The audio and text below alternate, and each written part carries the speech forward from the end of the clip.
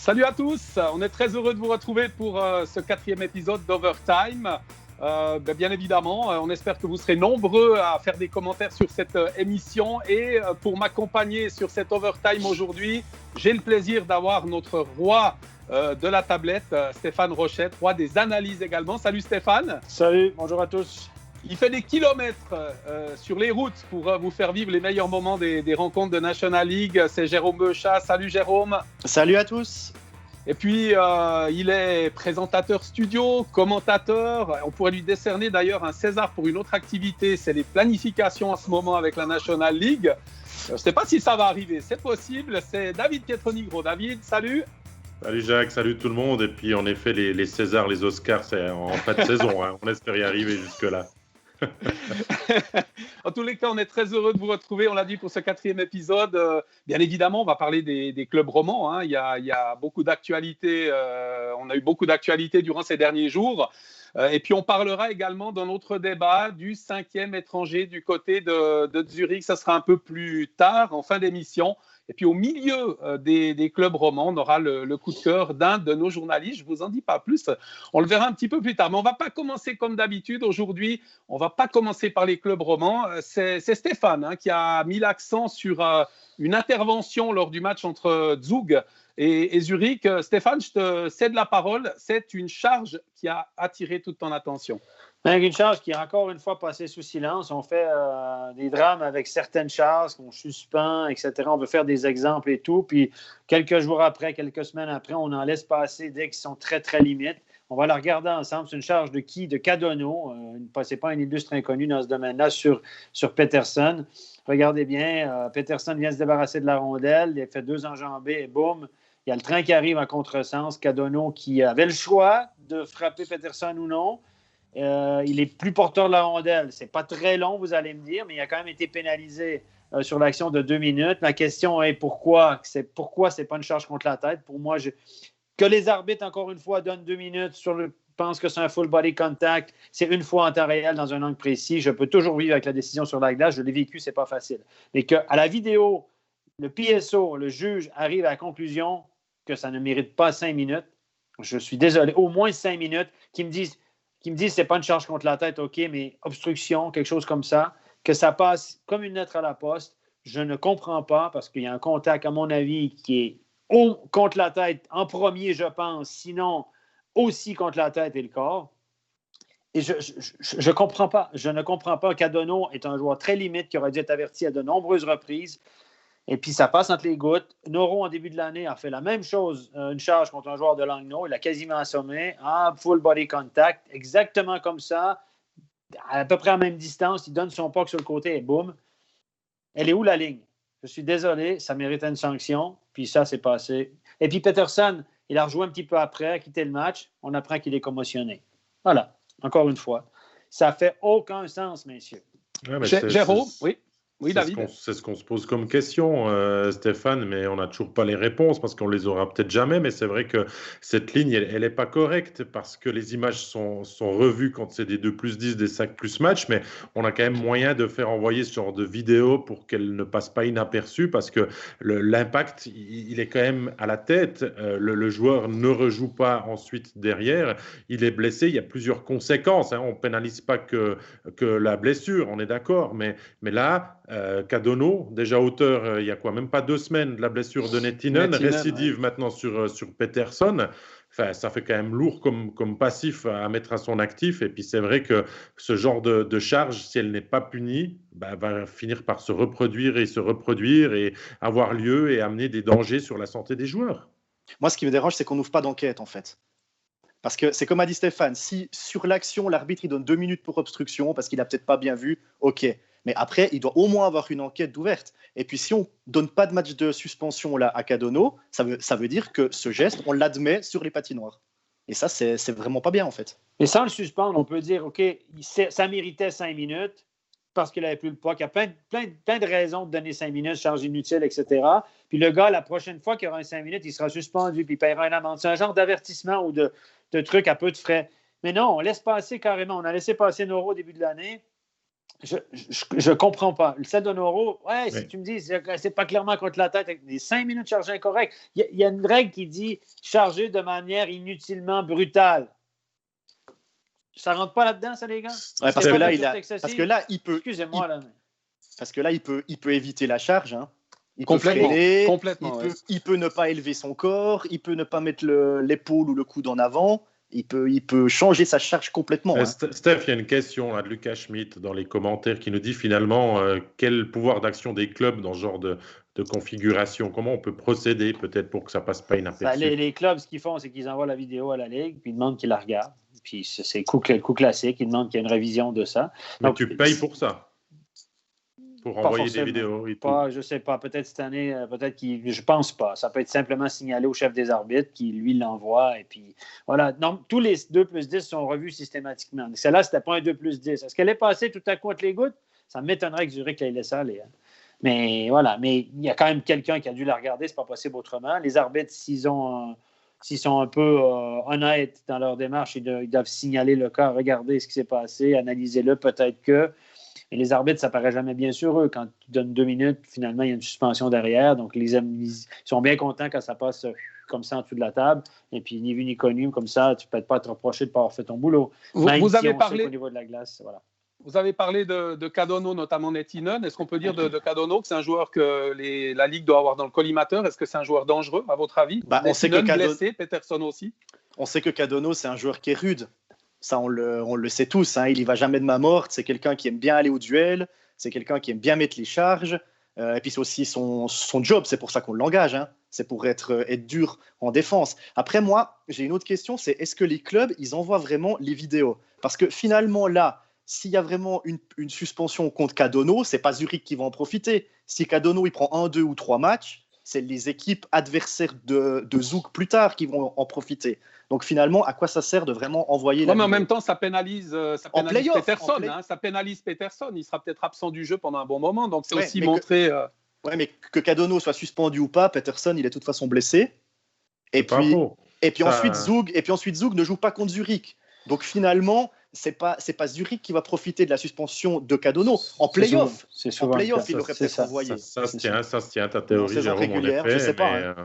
Mais voilà, mais c'est dommage parce qu'il faudrait quand même pas les mettre sous silence. Ah non, il ne faut pas les mettre sous silence. En NHL, je le rappelle, il y a des avertissements qui sont donnés à ce genre de joueurs qui jouent limite. Lorsque tu fais une charge limite, puis finalement, c'est juste pas assez pour donner, tu as un coup de téléphone du préfet de discipline qui dit attention, on t'a à l'œil, c'est comme un avertissement gratuit. La prochaine occasion, on ne va pas te louper. Mais ici, en Suisse, c'est pas ça. Puis Cadonneau, messieurs, c'est un gars qui est connu au bataillon. Je me souviens de l'avoir vu, moi. Je lui ai donné 2 fois 5 minutes dans sa carrière, personnellement, dont une fois où il a carrément assommé un de nos consultants, Florian Kunz, dans un match de Ligue B à l'époque. C'était Langenthal contre Lausanne, un match à Lausanne. Je le vois encore. C'est un truc qui m'est resté marqué de ma vie. Je me vois encore. J'étais R2 au milieu de la glace. Je vois encore Kunz couper au milieu de la glace, faire une passe en retrait, continuer sur sa route pour aller devant le but. Il s'est fait, assommé. Je me souviens, j'étais à côté de lui. Quand je lui ai parlé, il ne savait même plus où il était, comment il s'appelait. Il ne s'en souvient même plus de m'avoir rencontré. Oui, mais ma foi, c'est ce genre de joueurs aussi qui ne sont pas doués de leurs mains, qui sont engagés pour leur jeu physique. Et puis, des fois, ils outrepassent les limites. Et c'est là qu'ils devraient être tombés sous le coup de On est d'accord. Fabien Chaland a posé une question sur les réseaux sociaux. On vous remercie. Continuez de poser des questions en parlant justement d'une centrale de vision de ce genre de gestes, lorsqu'ils sont évoqués par toi, Stéphane, ou par d'autres personnes, de dire oui, effectivement, là, ça mériterait peut-être de s'y attarder? C'est la Ligue. La procédure, c'est les clubs qui envoient ou les arbitres qui envoient systématiquement pour que ce soit vu et revu par le PSO. Soit le PSO, ils disent non, pour nous, il n'y a rien, c'est fini, ça meurt dans l'œuf. Ou il y a une procédure qui s'enclenche, ça mériterait peut-être, etc. Donc là, ils ont probablement jugé qu'il n'y avait rien. Peut-être pour conclure, Stéphane pourrait le faire, en fait, vu qu'il voit tout en studio, mais il y a forcément une commission qui passerait dans sa poche. Donc, il y a un homme de loi qui dirait Rochette, tu connais rien de toute façon, on oublie. Moi, je connais tout, j'ai jamais joué au hockey, j'ai aucune idée de ce que ça ressemble, mais c'est pas moi, je vais te dire comment faire. En tout cas, merci Stéphane. Elle nous avait un petit peu échappé quand même. Comme il dit David, tu as des yeux de lynx, tu vois tout. Et il était important de s'y attarder. Je vous propose de passer à la suite. La suite, c'est le Lausanne Hockey Club. Un Lausanne Hockey Club, David, Jérôme, Stéphane, qui est plutôt bien parti. 20 jours de pause pour les Lausannois. Au bout du compte, une victoire 6-0 en Brie, une défaite, courte défaite du côté de Davos. Vous en pensez quoi? Je pense que le week-end est réussi pour le Lausanne Hockey Club. Il s'attendait à forcément manquer de rythme et avoir un week-end compliqué. C'était 2 longs déplacements sur la route qu'ils ont disputés à Ambry et à Davos dans l'enchaînement du vendredi et du samedi. Le vendredi, impeccable. Franchement, je pense que c'était le meilleur retour au jeu qu'ils pouvaient espérer. Ils ont marqué rapidement à la Valachia et ensuite ils ont maîtrisé cette rencontre. 6 buteurs différents, victoire 6-0. C'était un petit peu juste contre Davos. Il a manqué, je pense, un petit peu de jus en fin de match. Ils ont réussi à égaliser avec Conacher encore en powerplay à 2-2, alors que Davos, c'est quand même l'équipe en forme. Je crois 5-6 victoires de rang maintenant pour les Davosiens. Et puis, ils plient là dans les 2 dernières minutes. Ils auraient peut-être pu espérer gratter 1 point de plus, selon moi, avec des prolongations ou 2 points s'ils gagnaient la prolongation ou les tirs au but. Mais je pense que week-end satisfaisant, c'est d'ailleurs ce qui est ressorti aussi dans les médias et dans les interviews. Toi, Stéphane, c'est toujours un peu l'inconnu lorsqu'on reprend après 20 jours d'arrêt. C'était à prévoir. Écoutez, si ça fait 3 semaines que tu n'as pas joué, tu t'es entraîné pendant 3-4 jours, tu joues un back-to-back. C'était clair et net que samedi à Davos, les jambes allaient brûler dès l'entrée, que ça allait être. Il y a l'altitude, évidemment. Il y a plein d'indices qui pouvaient laisser présager que Lausanne, le deuxième soir, serait un peu plus plat, un peu flat, comme on dit. C'est exactement ce qui est arrivé, sans être mauvais. Ils ont été moyens. On a senti qu'ils ont manqué de jeu en 3e période. Et ça, c'était prévisible. C'est pour ça que l'entraîneur McTavish a égalisé, a donné beaucoup de temps de glace. C'était parfait le vendredi pour répartir le temps de glace entre tout le monde. Un petit match facile, que tu as pris l'avance rapidement. Mais ils ont quand même payé le prix sur le 2e match. Donc, eux, ils auraient, au niveau du calendrier, ça aurait été mieux qu'ils aient une journée de congé entre les deux ça leur aurait donné plus d'énergie. Mais voilà, quand même, ils s'en tirent bien. Puis, de toute façon, voilà, Lausanne n'est pas dans l'urgence, c'est une affaire qui roule, et puis voilà. Jérôme? Oui, exactement, c'est ce que je voulais dire aussi, c'est que Lausanne n'a pas forcément besoin d'énormément de points. Ils sont bien classés, les points, de toute façon, ils vont venir. Il y a de nouveau eu un Frick avec 2 buts, un à Ambry, un à Davos, Malguin 2 assists, ça lui fait quand même 12 points en 8 matchs, donc on voit que les leaders ont répondu présent après cette quarantaine. Et puis, je crois qu'il n'y a pas trop de soucis à se faire à Lausanne, même s'ils vont perdre des points à Davos. On n'a pas oublié comment on jouait au hockey sur glace en ne jouant pas pendant 20 jours. Ça s'est clairement vu et assez rapidement contre Ambry. Marc Barberio a parlé du cardio. Marc Barberio a dit le cardio, c'est difficile. C'est clair. Évidemment, le rythme de match, ce n'est pas le rythme des entraînements. Puis en plus, en quarantaine, il n'y a pas d'entraînement à part à la maison. Donc, c'est vrai que ce n'est pas les mêmes efforts.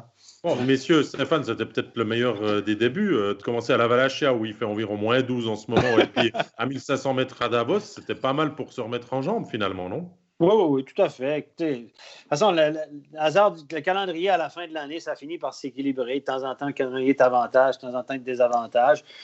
De recommencer contre Ambry, qui a été une équipe facile à prendre vendredi, c'était parfait, répartir le temps de glace. 2 matchs en 24 heures, c'était un peu moins bon. Voilà, tu ne peux pas tout avoir non plus. Et puis, ils ont évité des allers-retours parce qu'ils ont dormi sur place. Peut-être que c'était le choix du club aussi. Et Davos va bien, messieurs. Il faut aussi dire qu'ils ont rencontré une équipe qui est en pleine bourre. Ça va nettement mieux du côté de Davos. Euphorique.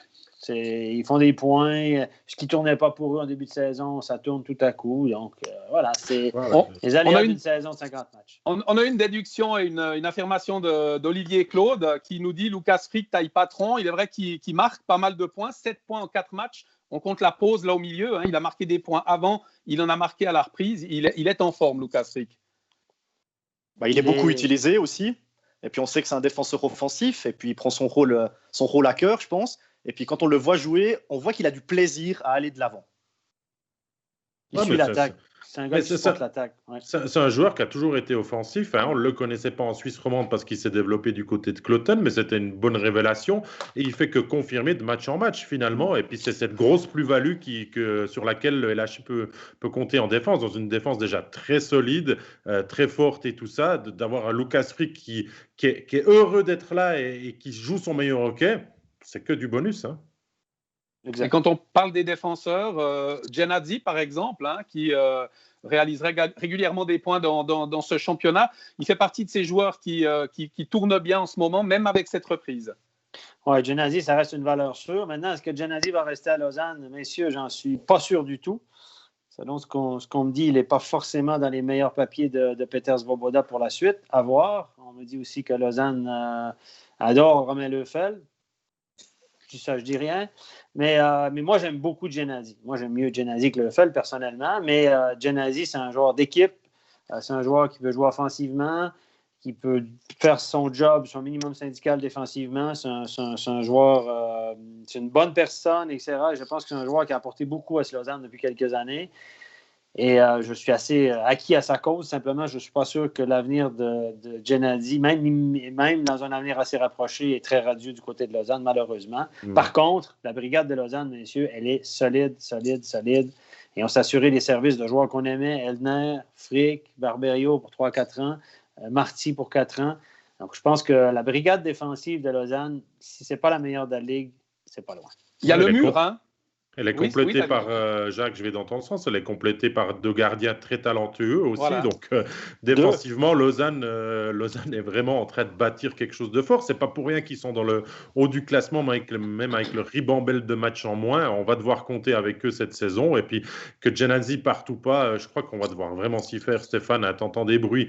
On va pas aller contre ça, mais ça devient du hockey business. On a vu avec tous ces échanges cette année. Et puis, je crois qu'on va devoir s'y faire de peut-être voir Genadzi partir dans un autre club alors que même lui ne le voudrait pas. C'est ce qui nous attend à l'avenir. Hein.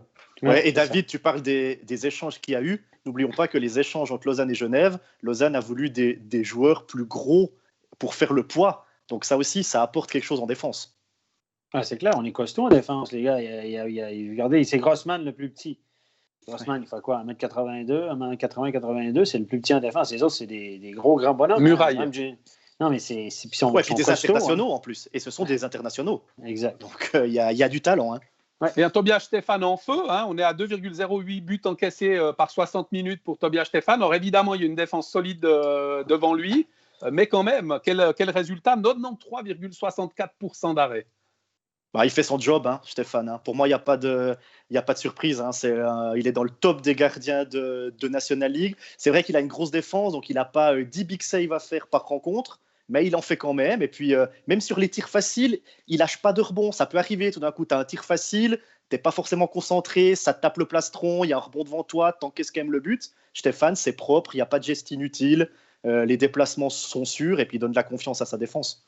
Jacques, toi, même dans la position de Tobias Stéphane, hein, sans vouloir te mettre gardien de hockey sur glace, mais tu serais aussi peut-être plus rassuré d'avoir une défense comme ça devant toi, que tu sais que quand tu lâches un rebond, ils vont aussi faire le job. Complètement. Alors complètement, on est tout à fait d'accord avec ça, quoi. Il est rassuré, mais il fait les arrêts là au moment où il doit les réaliser aussi. Hein. Il est rassuré, mais il est rassurant. C'est une valeur sûre. C'est une valeur sûre, les gars, depuis des années, en saison régulière. C'est une valeur sûre, Tobias Stéphane. Et je mentionne en saison régulière. On va équilibrer tout ça. On a parlé de la défense, on a parlé du gardien, les attaquants. Malguin, notamment, 12 points en 8 matchs. C'est aussi un des hommes en forme de ce Lausanne Hockey Club. Et puis depuis le début de la saison, depuis qu'il est arrivé au Lausanne Hockey Club, je crois qu'il n'a jamais baissé de régime. Hein, parce que si vous faites la moyenne de points par match, il doit être dans les 5-6 meilleurs. Malguin avec 1.06 de points par match, je crois, de mémoire, après avoir regardé juste avant le live d'aujourd'hui. Donc c'est vraiment un métronome dans ses performances. Hein. Et puis pas que dans la finition, hein, dans la vision du jeu, dans ce qu'il apporte au Lausanne Hockey Club. On en a déjà parlé dans ces live podcasts d'Overtime les dernières fois, mais ça n'a pas changé. Je dirais, il n'y a plus Hudon, mais Malguin, ça fonctionne quand même. Donc, c'est vraiment le joueur qui est au-dessus du lot. Et l'équipe aussi, messieurs, quand on regarde le classement par points, je m'y suis attardé avec Zug en tête. Lausanne 1.96, Zug, ils sont sur une autre planète avec 2.34. Peut-on dire de Lausanne qu'ils sont déjà qualifiés pour la suite avec 1,96 points? Il faudrait vraiment que les choses, tout tourne tout d'un coup puis que ça se mette à tourner à la catastrophe. Je ne verrais pas comment. Peut-être une baisse de régime, oui, parce que 2 points par match, c'est 100 points pour une saison, c'est beaucoup.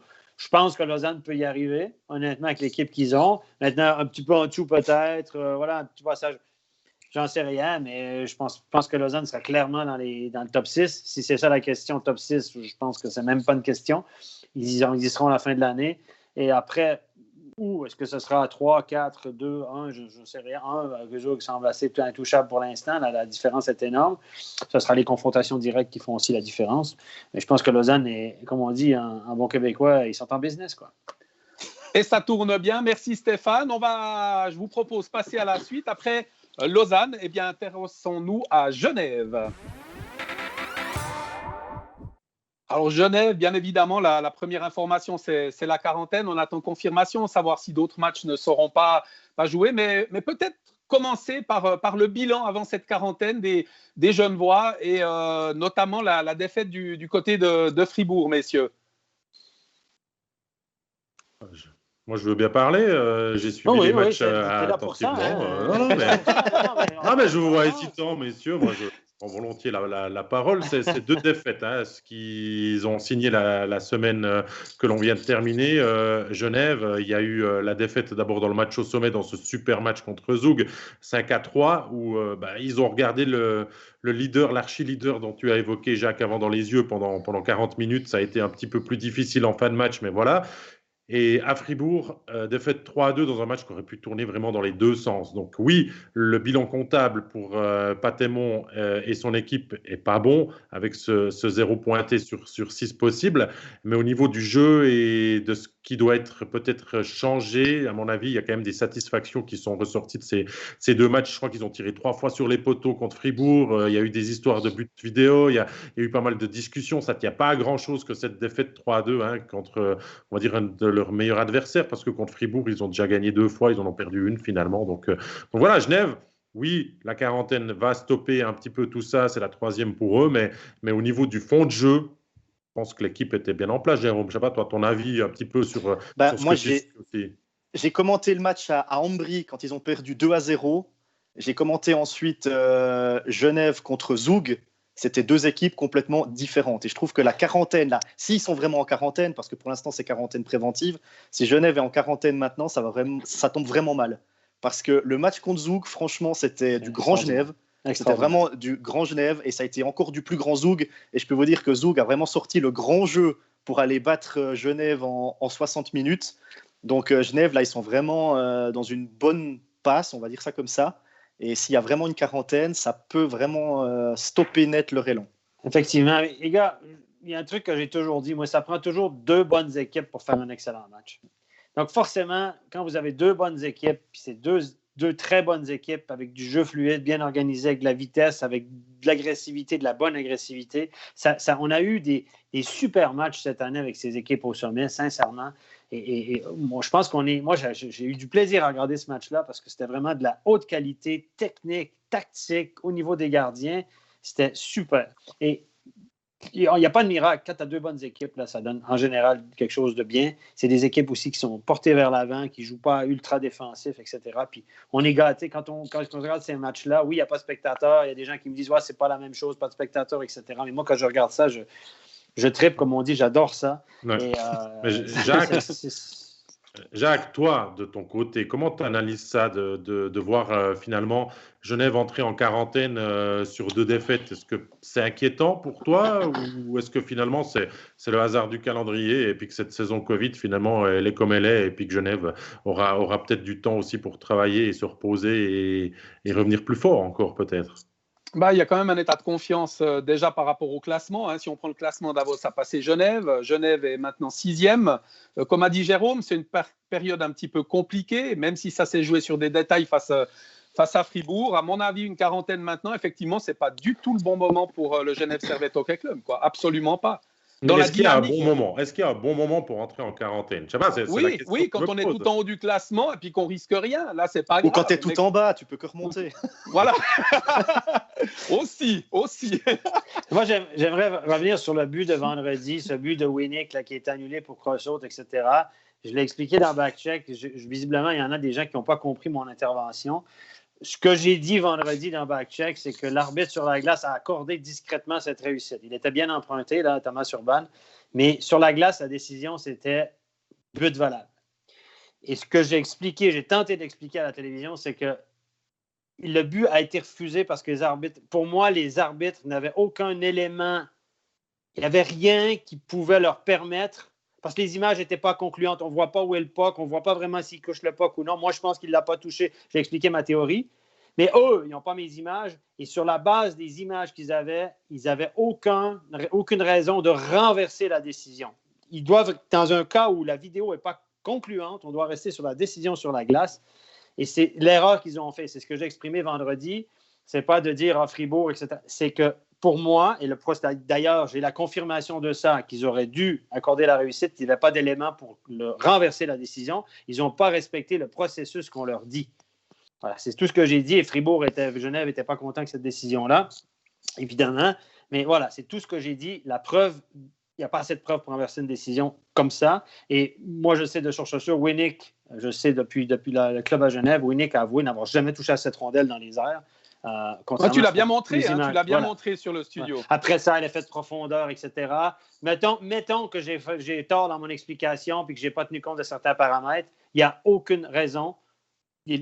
Au niveau du cursus, des démarches qu'ils doivent suivre, c'est ce qu'on appelle un guess call. Ils ont cru voir quelque chose qui n'a pas la preuve. Alors, donc, ils n'ont pas respecté le processus. Les images auraient dû être accepté. Les images n'étaient pas terribles, mais quand tu appelles le but sur la glace en direct et puis que tu as vraiment un doute, à mon avis, tu t'y tiens. Et puis voilà, on a été surpris par la décision. Il y a aussi une question, Jérôme, elle est peut-être pour toi dans le chat, de nous dire qu'est-ce qu'on pense finalement de l'état d'esprit du juge et de la décision dans le cas Jonathan Mercier. On passe de 7 à 3.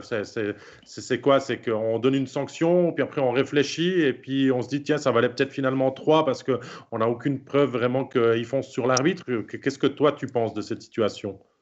Alors, honnêtement, moi, le seul truc qui m'a un petit peu choqué, c'est qu'on passe de 7 à 3. C'est comme Stéphane l'a dit en studio, ça fait plus que 50% de différence de sanctions. Et c'est ça qui est choquant pour moi. Comment on passe de 7 matchs de suspension à 3. Après qu'il y ait eu une suspension, OK, qu'on estime que Mercier aurait pu éviter l'arbitre, etc., OK. Mais c'est surtout ça, moi, qui m'a fait des grands yeux. C'est qu'on passe de 7 matchs de suspension à 3. La différence, elle est quand même énorme. C'est vrai que c'est choquant. On passe quand même du tout au tout. On doit crédibiliser en prenant une mesure. Il donne une mesure de 7 matchs et dans la foulée, on dit ah ben non, finalement, c'était pas si grave. C'est peut-être là que le bas blesse. Je sais pas, toi en tant qu'arbitre, Stéphane, si tu avais été dans ce cas-là, comment tu l'aurais pris? Comme la majorité des arbitres, je pense qu'il y a un petit quelque chose à dire. Je ne veux pas l'excuser. L'ancien arbitre en moi me dit bon, quand même, peut-être qu'il a été. C'est négligence involontaire, je dirais. On doit quand même marquer le coup, mais 7 matchs, comme la plupart des arbitres, je trouve que 7, c'était beaucoup, selon mon petit sondage informel. Tout le monde disait ouais. Donc, 3, je trouve que c'est nickel. Et s'il a fait ça depuis le départ, il n'y aurait pas eu d'histoire. Voilà, c'est ça que je reviens. C'était le sens de ma question. C'est pourquoi on est monté à 7 alors qu'on n'a vraiment aucun moyen de savoir si le geste de Mercier est intentionnel. Et lui, il ne le dira pas. Ce n'est pas un mauvais joueur. Il n'a jamais eu ce genre d'affaires. Donc, on doit aussi mettre ça de son côté et que finalement, on monte à 7, puis après, on descend à 3. Alors que si on avait pris 3, comme tu le dis, Steph, on n'aurait jamais eu de problème. Genève, le club aurait accepté ça. On ne touche pas à l'arbitre et on aurait compris ça. C'est un désaveu en deuxième instance, clairement, de dire attends, la juge unique, là, tu t'es fourvoyé. Et puis, je reviens sur ce que j'ai écrit plus ou moins la semaine passée. Si on avait mis 4 ou 5 matchs à RIA, si on avait mis 2 matchs à Winnick de Sierre, puis si on avait mis 3 matchs à Mercier, ça passait tout. Ça aurait été dans une certaine logique. Mais au lieu de ça, on est allé à 7 avec Ria, 7 avec Mercier, rien que Winnick. On est dans les extrêmes. Personne n'y comprend plus rien. Voilà, c'est toujours la même chose. Moi, je pense qu'il a fait un copier-coller quand il a fait le rapport Mercier-Ria, puis il s'est trompé, puis il a laissé le 7 en haut. Mais c'est surtout ça que je voulais dire, c'est que en donnant 7 à Damien Ria et 7 à Mercier, on estime que les deux actions se valent, en fait. C'est deux choses totalement différentes. Moi, je pense qu'il faut faire attention. L'exemple que j'ai donné, c'est que si moi et toi, Jérôme, on se tape sur la gueule dans un parking parce qu'on sait pas, voilà, pour une histoire. J'espère que c'est pas un rendez-vous, hein. On peut en parler. Il y a de la place. Il y a de la place à l'histoire. Mais soit on porte plainte ou ça sera une petite sanction. Mais par contre, si le policier me donne une contravention, puis j'empoigne le policier et je vais faire de la tôle. Donc, c'est pas la même gravité. On ne peut pas évaluer un check sur un joueur versus un check sur un arbitre. C'est intéressant, ça. C'est deux choses complètement différentes. C'est pas la même échelle de valeur. Donc, c'est pour ça que je donne toujours cet exemple-là. On ne peut pas comparer. Parce qu'évidemment, Mercier, c'est un truc involontaire. S'il fait ça sur un joueur, c'est rien, quoi. C'est pas la même chose, évidemment. Assez rapidement encore, on a une question de Gaëtan Grossrider. On le sait, ces quarantaines génèrent le fait que des joueurs sont positifs, d'autres ne le sont pas. Il y a des tests qui sont faits. On dit qu'il y a une partie de l'équipe seulement qui est positive. Et Gaëtan nous demande, mais pourquoi on ne pénalise pas finalement les joueurs qui sont malades et qu'on complète l'équipe avec des joueurs de l'effectif d'une autre manière? C'est pas moi qui vais répondre à ça. Je crois que Si, c'est à ton tour à parler. On a dit que c'était à ton tour. Ah non, mais franchement, c'est mise en quarantaine et tout ça, et je ne reviens pas au fait que je m'occupe de la planification de nos journalistes. Hein, on a l'Oscar.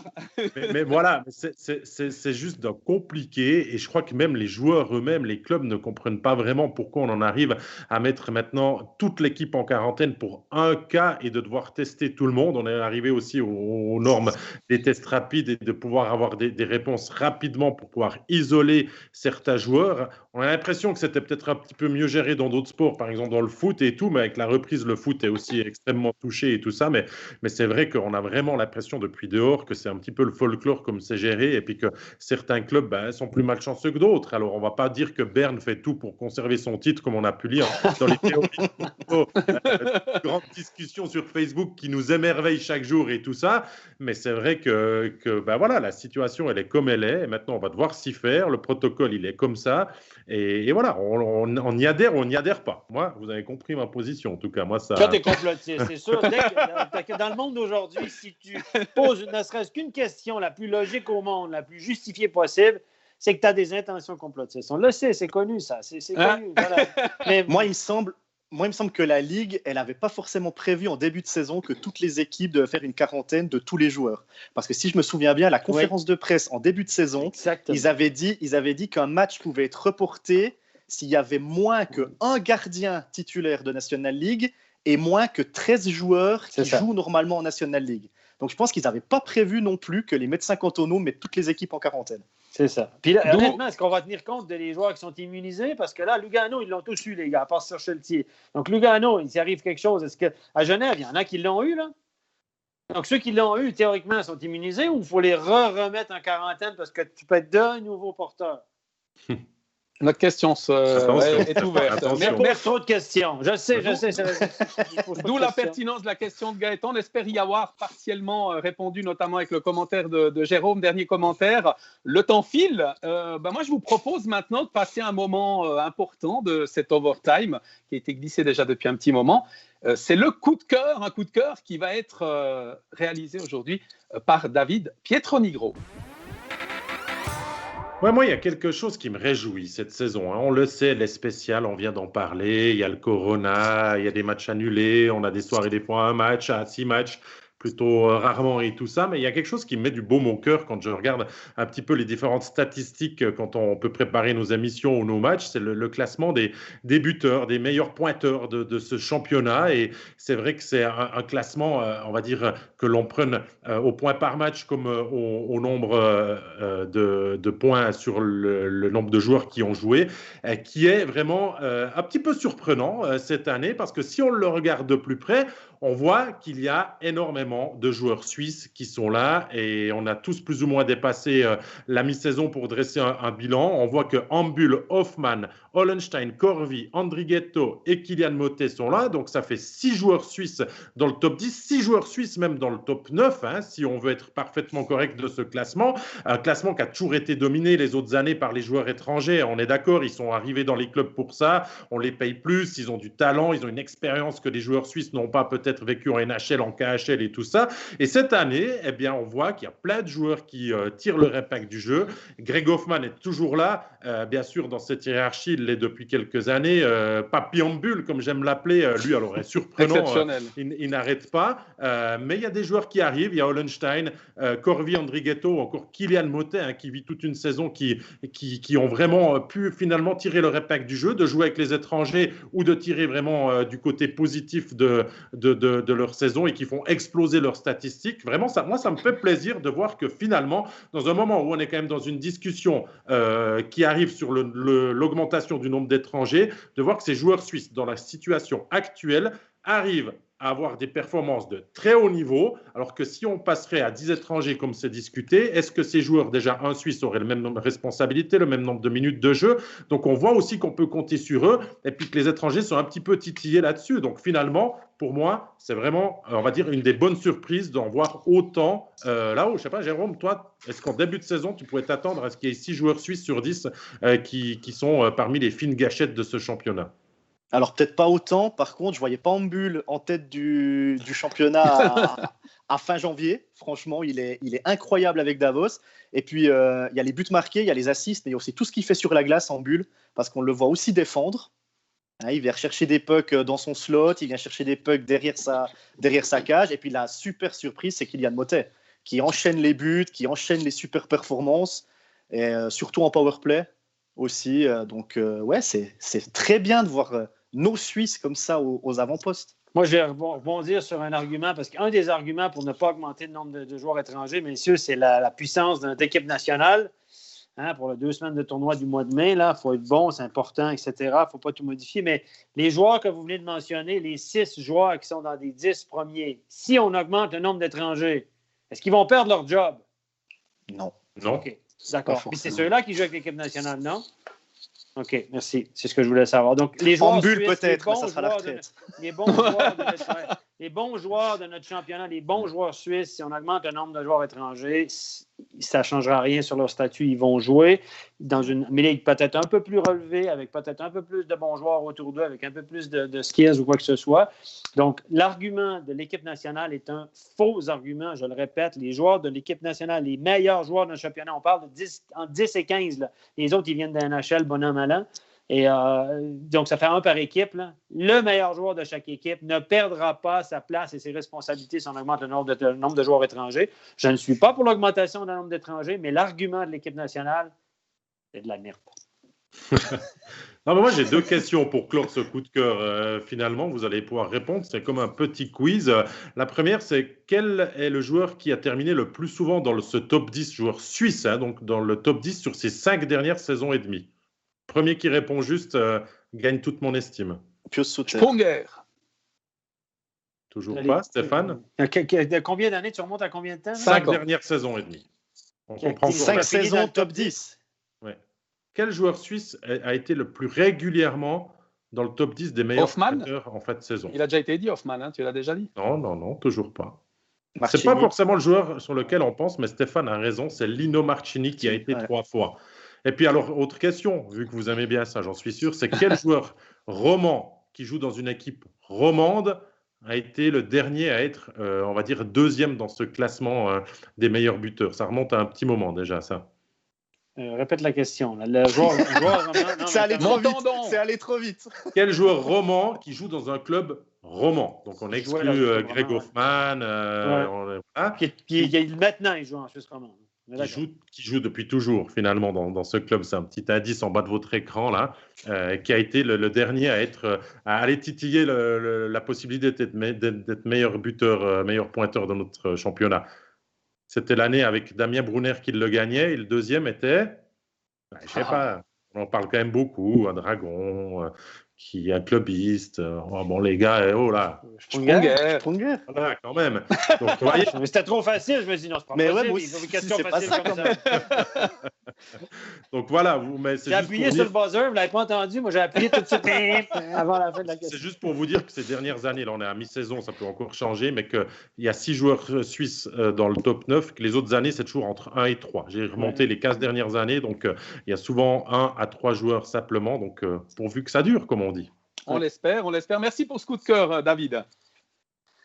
On va passer à la suite. La suite du programme, c'est le HC Bienne. Le HC Bienne qui est dans une sacrée dynamique. Hein. On va peut-être adresser directement cette affirmation à Jérôme. 16 points sur les 18 possibles lors des derniers matchs. Alors, OK, vous allez me dire, c'est face à Rapperswil, c'est face à Langnau, c'est face à Ambry. OK, mais quelle belle dynamique pour l'équipe biennoise. Exactement. Et puis, pour être vraiment franc avec le HC Bienne, c'est pas le Bienne des dernières années. Donc, c'est pas un Bienne flamboyant, mais c'est un Bienne qui gagne quand même ses matchs. Encore hier à Ambry, ils ont encaissé l'ouverture du score. Ensuite, ils ont mené quasiment tout le long avec 2 égalisations d'Ambry, mais ils ont encore trouvé la force par Brunner d'aller gagner sur le score de 4-3.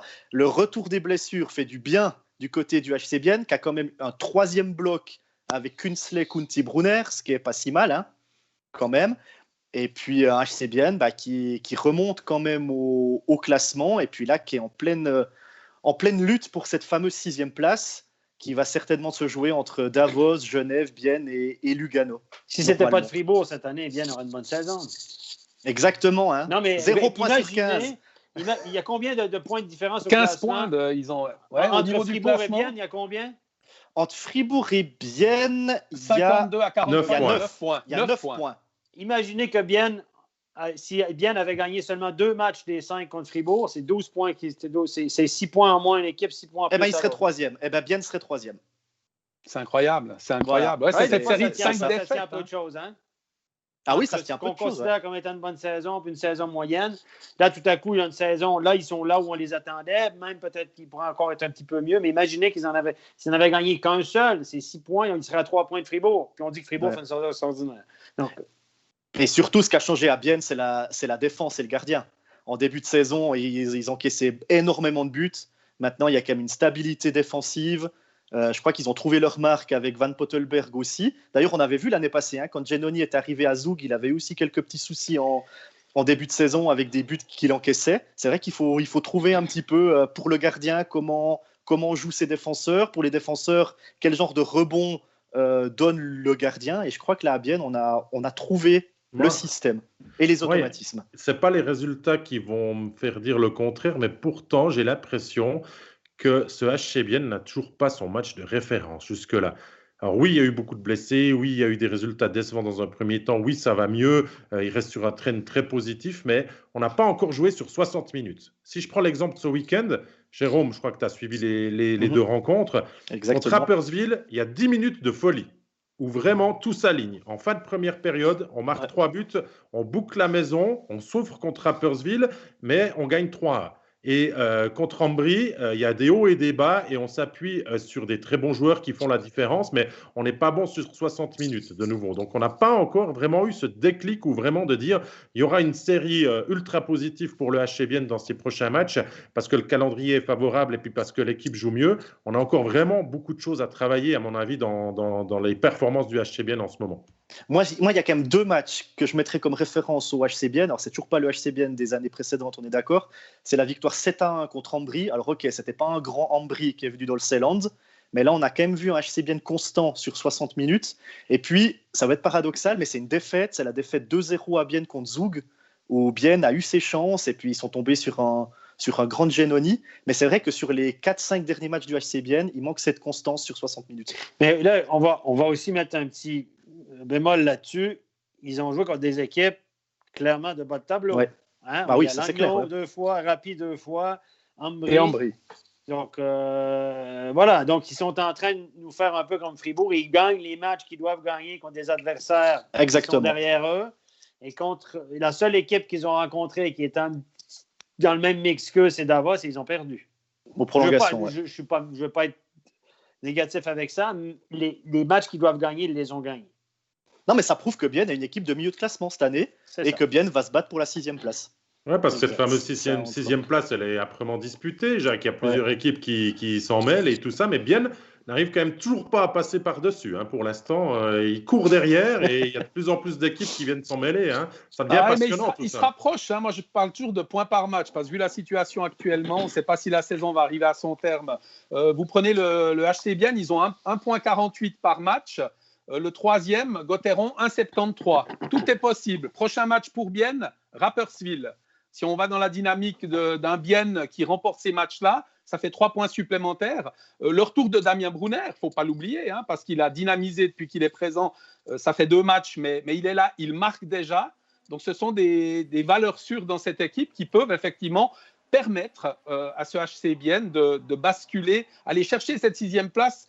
c'est Genève Servette, on l'a dit, qui est menacé, qui est actuel 6e du championnat régulier. Donc, on va vivre une super fin de saison.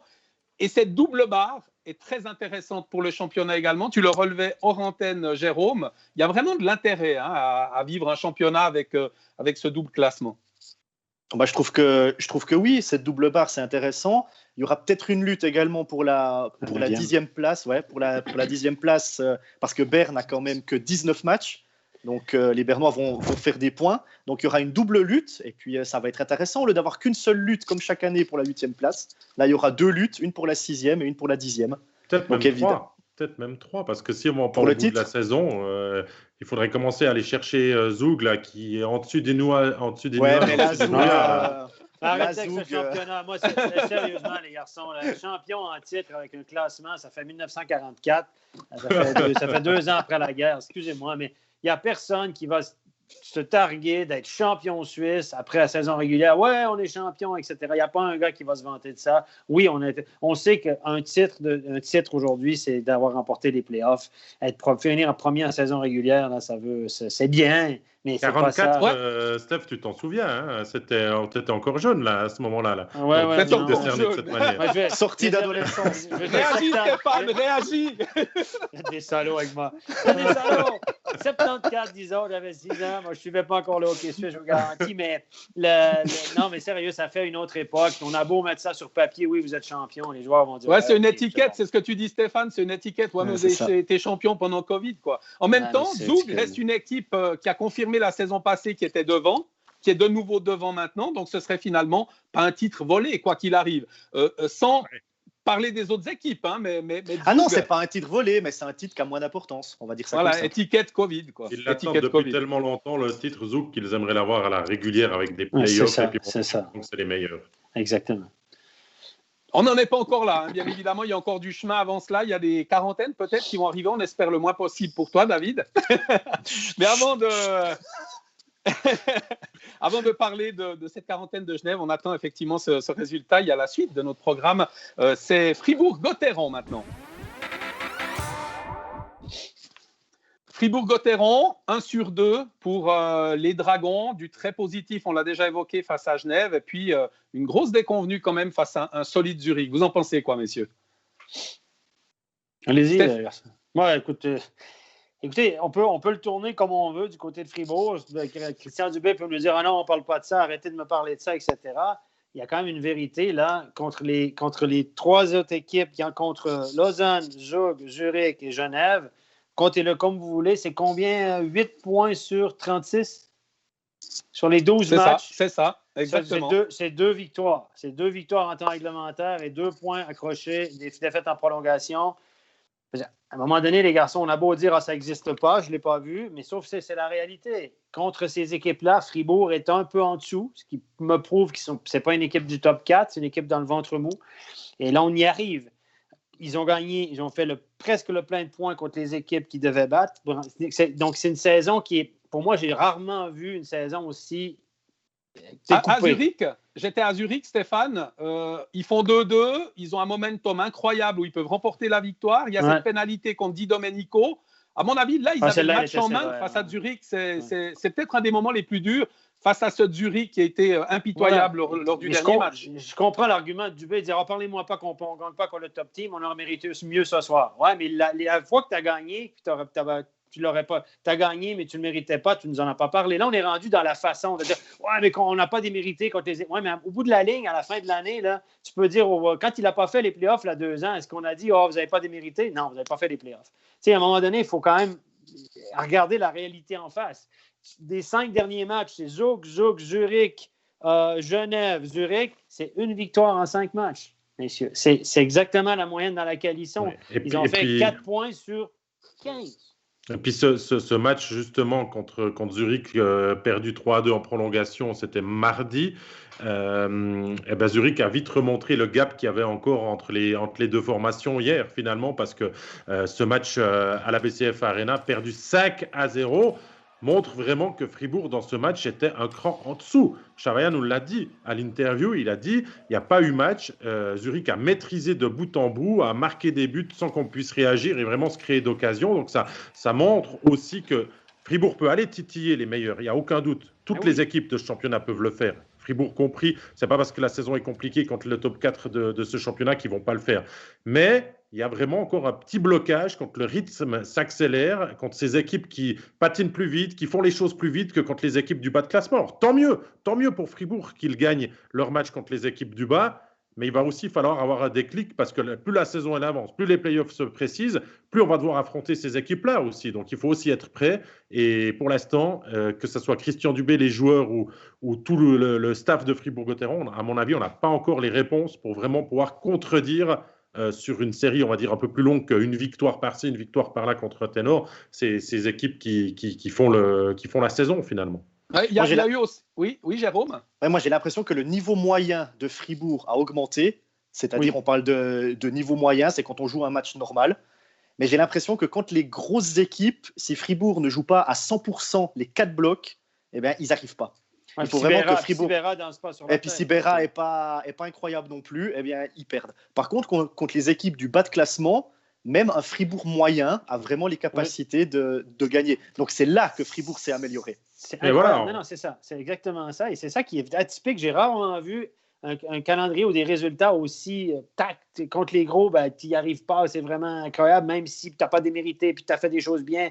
Mais à la fin de la journée, tu ne gagnes quand même pas, puis c'est compliqué, puis que ça prend un coup du sort, puis les étoiles doivent être alignées. Et puis de l'autre côté, tu fais la différence relativement facilement sur ton talent, sur une bonne organisation, puis sur un bon gardien contre les équipes en bas. C'est incroyable. Steph, moi je pense que c'est typique. Dubé s'en contente pas. Je pense que ça l'agace aussi quand on tourne là-dessus. La question, c'est un winner. C'est pour ça que ça l'énerve. Sur la glace, il voulait toujours gagner. Comme entraîneur, on l'a très bien vu, on comprend son caractère maintenant, donc ça l'énerve forcément. Mais est-ce qu'au final, il ne s'en contente pas? Parce que lui joue le haut du classement, lui est bien placé, lui va certainement pouvoir avoir le top 6, parce que si Fribourg vient à terminer 6e, sa mission, elle est remplie quand même. Ouais. Mais ils vont être borderline 6e, les gars, avec ce qui s'en vient, le nombre de matchs qu'il leur reste contre le top 6. Si vous regardez leur moyenne de points, là, bien revient. Le Genève est par là. Ça va être. Il y a des Davos revient. Lugano, là, ils ont un mauvais espace, etc. Ils vont se battre là pour le top 6, comme on avait plus ou moins dit. Arnaud Torche est en train de réagir à cette discussion en disant finalement, Fribourg-Gotteron est maintenant devant. En 3e position de ce championnat. On a reproché depuis 2014 à Fribourg de ne pas battre Ambry, de ne pas battre d'autres équipes. Et finalement, ils sont là cette année. C'est aussi ça. Hein. Est-ce que ce n'est pas forcément le fait qu'ils soient moins bons dans les situations spéciales, notamment? Ils étaient tout en haut. Hein. On les a vus pendant un moment être très solides en power play. Là, ils ont un 5-3 contre Zurich, le dernier match notamment. Il y a 1-0 pour Zurich et ils ne parviennent pas à marquer. En cherchant le verre à moitié plein. D'abord, Fribourg est 3e. On va se calmer. Regardez les points par match. Ils ne sont pas 3e. Ils ne sont pas 3e. Hein? Il est à 2 points par match un temps. Là, ils sont rendus à un 75, un 70. Ils reviennent là où ils doivent être.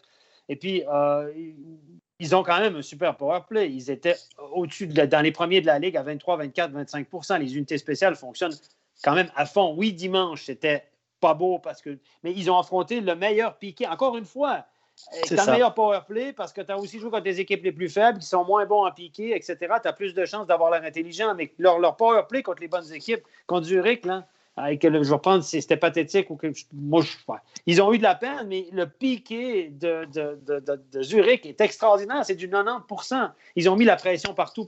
Puis là, on a eu l'air emprunté du côté de Fribourg. C'est toujours la même chose. Quand tu joues contre les moins bonnes équipes, toutes tes stats sont au vert. Puis quand tu arrives contre les moins bonnes équipes, regardez la fiche des étrangers. Les étrangers font une bonne saison. On est unanime avec ça. Gunderson, Thalberg, etc. Regardez leur fiche contre les top équipes. Regardez, je l'ai calculé. Moi, je vous laisse le calculer. Regardez les plus et moins d'un certain David Dernay, que j'aime beaucoup. Il y a quelque chose à dire, mais je ne veux pas mettre ça que sur la faute des étrangers. Ça, c'est trop facile. C'est l'excuse des années 40, encore une fois. Ah, les étrangers. Ça, c'est l'excuse facile.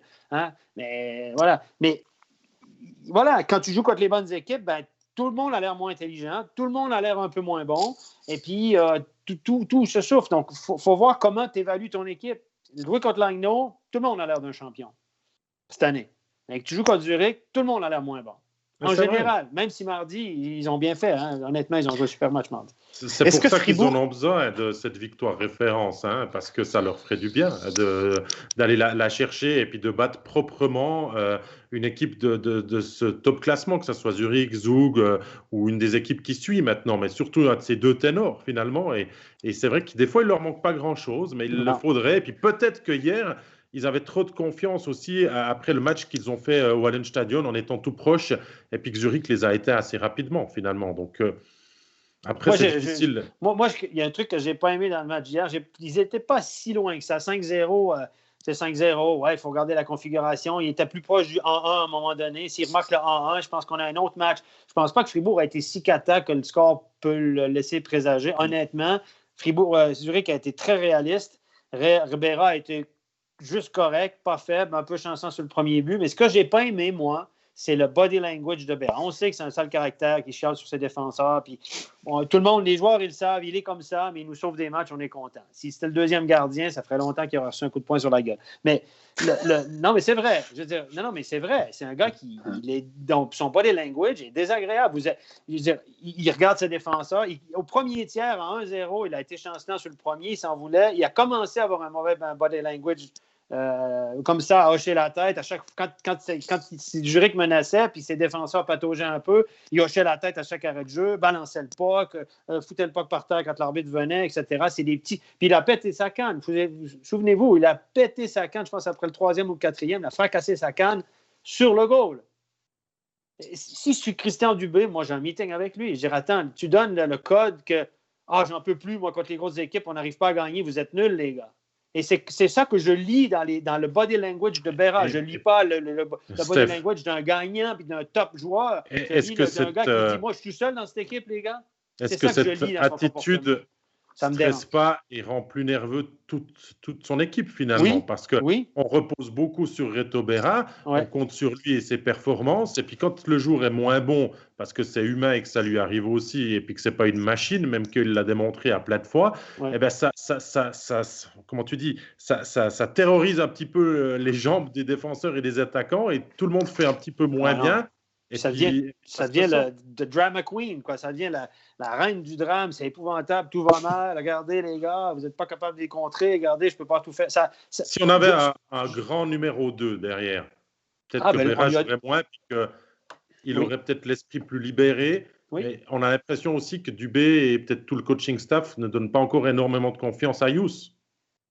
Non, parce qu'il y a une telle différence. Puis je pense que Berra est le numéro 1, puis c'est lui qui décide plus ou moins de comment il fait, quand il joue, puis quand il ne joue pas, il veut jouer tout le temps. Mais je suis persuadé et je pense que ce gars-là a une fatigue mentale maintenant. C'est absolument évident qu'il a une fatigue mentale. Trop, c'est comme passer, les gars.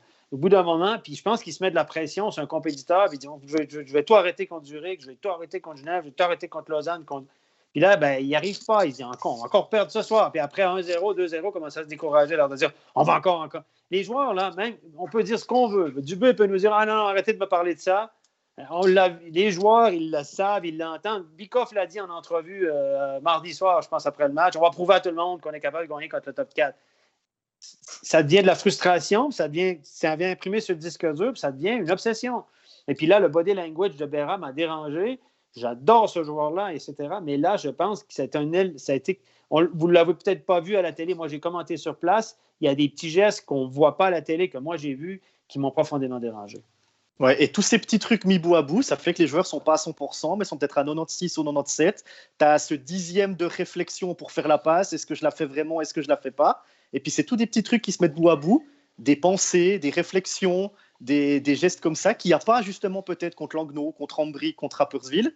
Et puis, ça dérègle un peu la machine. Et un Fribourg qui n'est pas à 100%, aujourd'hui, il ne peut pas battre Zug ou Zurich si Zug et Zurich est aussi à 100%. Quand tu vois ton meilleur joueur, ton meilleur élément, ton joueur le plus important, puis on le sait, puis les gars sont prêts à accepter plein de trucs de sa part, quand tu vois qu'il y a déjà une attitude comme ça à 1-2-0, c'est pas bon pour une équipe.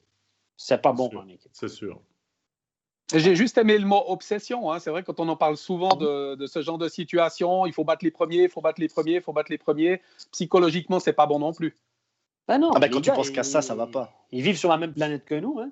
Ils ont les mêmes statistiques et la même vision, hein, finalement. Ils sont pas stupides, les gars. C'est sûr. Voilà. c'est ça. Voilà pour Fribourg. Normalement, prochain match, Genève-Fribourg. Hein, c'était pour demain et c'est toujours pour demain. On attend la décision. Et puis après Fribourg-Davos. Voilà en ce qui concerne Fribourg. Je vous propose, sans plus attendre, de passer à notre partie débat. Alors, la partie débat, il y a eu beaucoup de discussions. Ça a été très animé sur les réseaux sociaux. D'ailleurs, on vous invite à continuer à poser vos questions concernant le 5e étranger du côté de Zurich, qui sera peut-être le 4e du coup. Il faudra voir comment va Peterson. Enfin, ça, c'est une autre histoire. Mais quand même, un 5e étranger qui pourrait être aligné sur la feuille de match. Zurich a 5 étrangers pendant ces rencontres avec cette arrivée de Ryan Lash. Stéphane, toi, ça t'a fait réagir aussi, hein, ces 5 étrangers du côté de Zurich. Moi, je vais être très court sur le truc, les gars. OK? On aime ou on n'aime pas, c'est injuste, c'est pas injuste. Mais les 11 autres clubs, les 12 clubs ont voté oui à ce changement de règlement. Donc, en fait, c'est une solution d'urgence. Si vous perdez un bon joueur suisse qui part en NHL, forcément, c'est un top joueur suisse, vous avez le droit d'avoir une solution d'urgence et de jouer à 5 étrangers. Et tout le monde. Stéphane, il y a Stéphane qui demande. C'est pas Stéphane R, c'est Stéphane Douce qui pose la question justement. Est-ce qu'on peut expliquer pourquoi les Zurichois peuvent aligner 5 étrangers dans leur effectif sur leur feuille de match? Je vais laisser à mes collègues expliquer ça. C'est le fondement de la règle. Moi, je vais vous dire que les autres équipes, je vais finir mon truc, je vais vous laisser parler après. Les autres équipes ont accepté ça. Maintenant, là, ils n'ont qu'un mot à dire, c'est-à-dire se la coincer. Mais je vais poser la question, quel est l'intérêt de cette règle pour Langnau, pour Rapperswil, pour Davos? Combien de joueurs de ces clubs-là vont aller en NHL? Quel est le risque pour eux que ça arrive? À peu près nul. Ils ont voté pour. Qu'ils assument. C'est tout. Alors, comment on en est arrivé là? C'est simple. C'est qu'avant, un joueur qui avait un contrat en Suisse, il ne pouvait pas partir en NHL, sauf s'il avait une clause dans son contrat. Mais s'il n'avait pas de clause pour la NHL, une formation de NHL ne pouvait pas faire signer un contrat. Et du coup, ça bloquait certains joueurs suisses ici.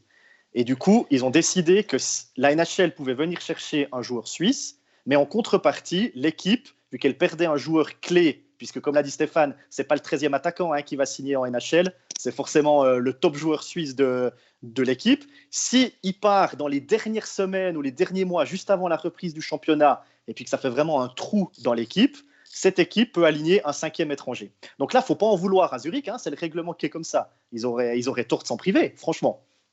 On est d'accord, mais moi, il y a quelque chose qui m'énerve. Les explications, elles sont là. Zurich profite de la situation et du règlement qui est en vigueur. Rien à dire là-dessus.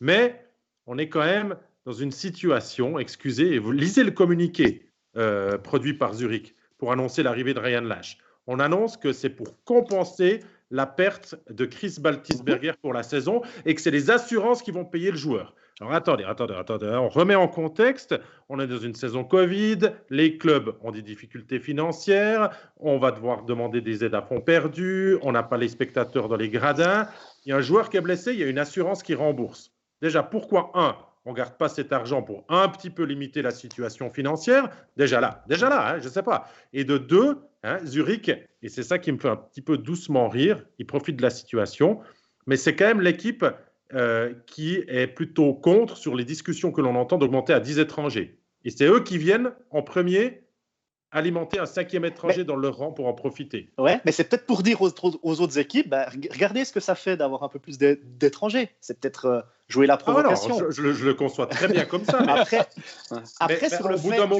Au bout d'un moment, on arrive dans une situation où les clubs sont quand même en danger financier et tout ça, mais où le sportif prend le dessus. La compétitivité est là et on veut aller gagner ce championnat et on s'en donne les moyens. Même si on clame un petit peu à tout haut et à tout va qu'on n'a pas d'argent et qu'on ne peut pas le faire. Finalement, on engage tout le monde. Regardez, Ambry a pris un nouvel étranger. Zoug aussi. Maintenant, on va prendre Zoug.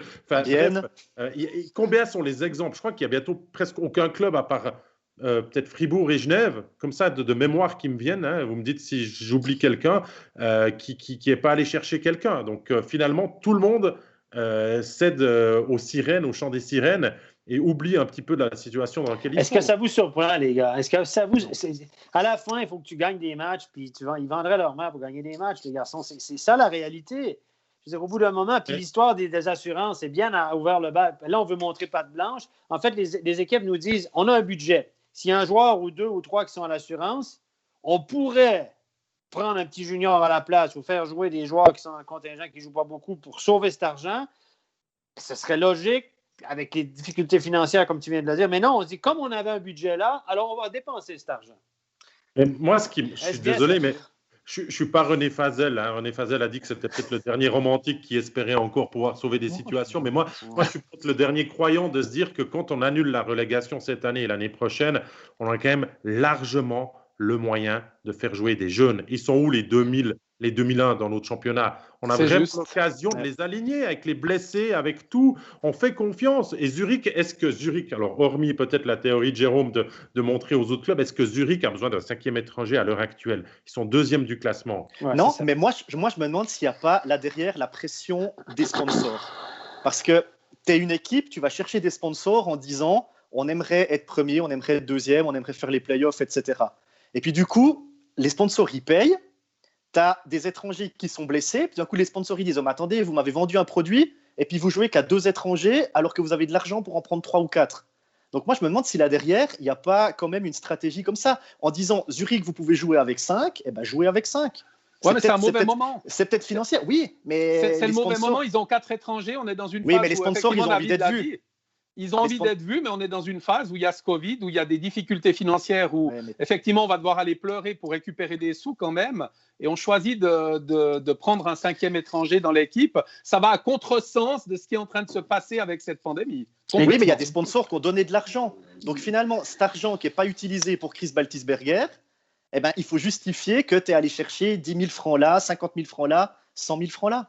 Ouais, mais alors, je sais pas, si tu ne vas pas chercher un nouvel étranger et puis que tu viens promouvoir un jeune de ta formation, parce que Zurich, Dieu sait qu'ils en ont, à mon avis, quelques-uns en stock qui peuvent monter en première équipe, et puis que tu vas chercher le titre, est-ce qu'il n'y a pas plus de fierté d'avoir fait ça pour ton sponsor qui finalement militait pour absolument un nouvel étranger? Ah si, mais tu as quand même plus de chances d'être champion avec Ryan Lash qu'avec un jeune de 17 ans. Hein. À la fin, au niveau de la probabilité. Je veux dire, écoutez, on est dans une période difficile. Il y a plein d'excuses. Il y aurait plein de raisons de faire ça, puis on ne le fait pas. On va chercher des étrangers en plus, un sponsor. On passe par n'importe quelle raison pour expliquer ci, cela, pour gagner des matchs. On est dans une période difficile. Et puis les clubs, ils vont essayer de nous faire croire que quand ça va bien aller, on aura pu, quand le business va reprendre comme dans la 40, puis qu'on va remplir les patinoires, puis que la porte de tarte va grossir, puis que tout va bien aller, ils essaient de nous faire croire qu'ils vont réussir à s'entendre entre eux pour limiter les salaires, pour ne pas se faire de tort. Puis voyons donc, puis là, il y a Berne qui va piquer le directeur sportif à Davos, etc.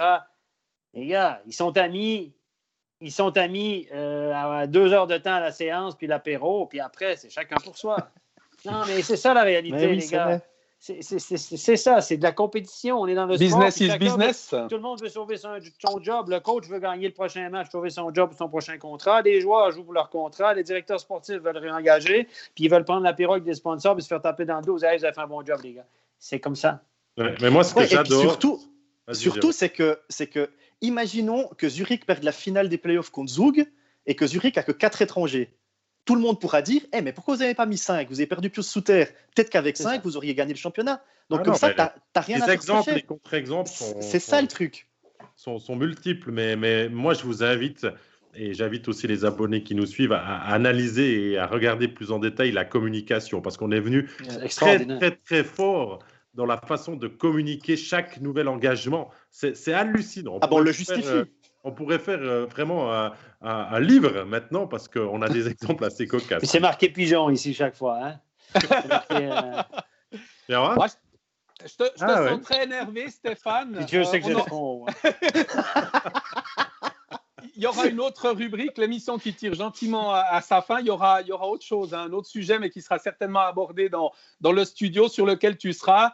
Ce sont les déclarations de Lars Weibel pour l'équipe nationale. Ça, vous aurez l'occasion d'en parler, je pense, demain, David.